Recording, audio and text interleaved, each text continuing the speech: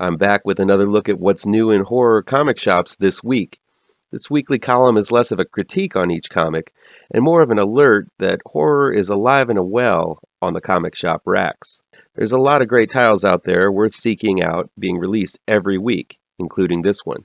Let's get into it.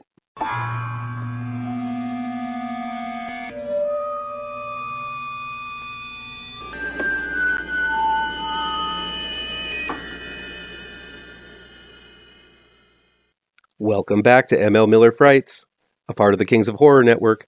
I'm ML Miller. While you might be watching this video on the Kings of Horror Network, I urge you to click over to my ML Miller Frights YouTube page and give it a like. Please share with all of your buddies. Click subscribe to this channel, and don't forget to ring that bell for notifications. Here's what's new and notable out this week, May 12th, 2021 in comic book horror. Blood, Skulls, and Chrome #1 from Second Sight Publishing is written by Hannu Kesola with art by Mohammad Ramlan. I don't know much about this book other than it's got blood and skulls in its title, and the cover has a dude blasting the reader in the chest with a shotgun. All good things, and really all I need to prompt me to check out this grungy and gritty looking comic. Stake #3 from Scout Comics is written by David A. Byrne and sports art by Francesca Fantini. I know nothing about this one either, but the art looks great and seems to depict vampires in a fun and energetic way. It seems the series crosses, get it? Crosses. Crosses vampires with the music industry. I don't know much more than that, but there are tons of vampire fans out there who will definitely eat this one up.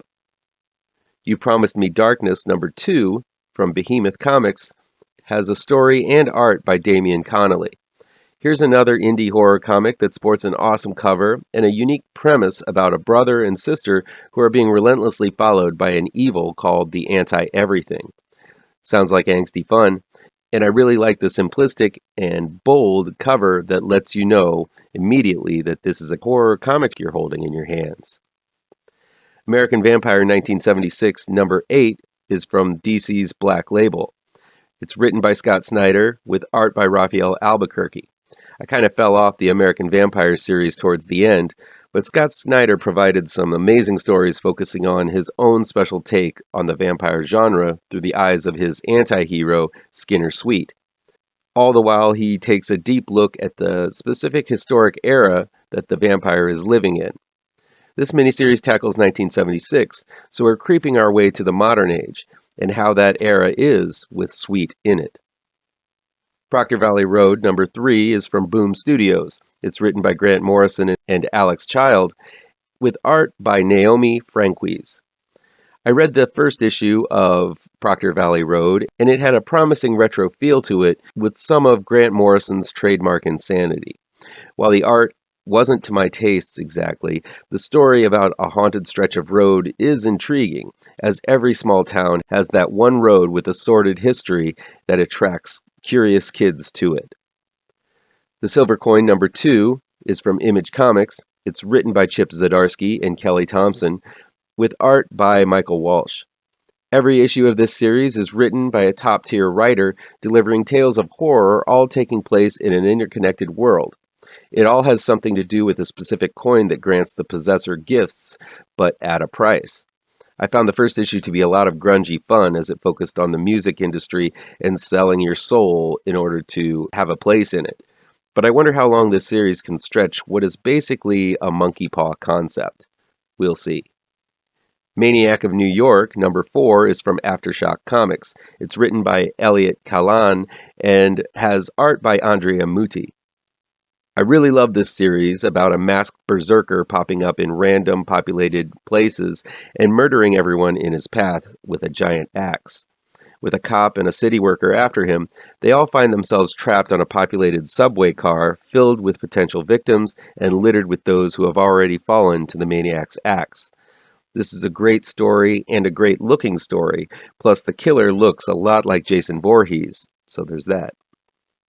Ice Cream Man #24 is from Image Comics. It's written by W. Maxwell Prince and has art by Martin Marazzo. W. Maxwell Prince writes single-issue horror stories like few others do in comics today. He introduces these banal, slice-of-life stories and then plunges them into the most twisted bowels of hell and drags the reader along, whether they want to or not.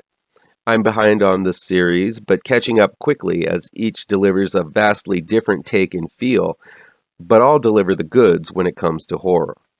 Batman and Scooby-Doo Mysteries #2 is from DC Comics. It's written by Shawley Fish with art by Randy Elliott. Sure, this is a kid's book, but Batman and the gang solves mysteries together. Are you kidding me? Sign me up. I really enjoyed this first issue of the series, which had Scoob and the crew teaming up with Batman and Robin to solve a case that went all the way back to Batman's earliest days in crime fighting. The cover of this issue indicates the Joker is showing up in this one. Hopefully he doesn't pull a killing joke on Daphne and Velma. Nah, this one's for kids, so I imagine it'll all work out in the end. Maybe. Finally, we have Geiger #2 from Image Comics. It's written by Jeff Johns and has art by Gary Frank. The first issue of this series was intriguing and full of interesting details about a world decimated by nuclear weapons and a glowing man who seems immune to the radiation. I can't wait to get deeper into the story and soak in all of Gary Frank's amazing artwork. This is one hell of a 1-2 punch of a comic with the writing and art all coming in top-notch. Look for a link to the comic shop locator down below so you can track these books down for yourselves in stores. That'll be it for today. Please chime in down below in the comments and let me know how on the nose or mind-numbingly wrong I am, or you can counter with your own review. So guys, you know how YouTube works. I'd love to be able to dedicate more time to this channel. I'm not monetized yet, so if you want to help me out, remember to hit all the pertinent bells and whistles down below. Want some spooky comics to read? I have 2 new horror comic book trade paperbacks you should look out for.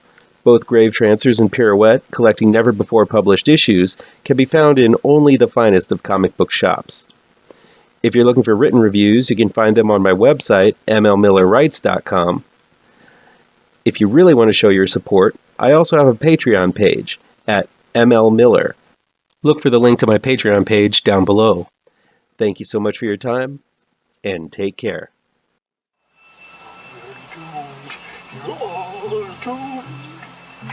You're doomed to live the life you're meant to be, stuck inside your reality. You're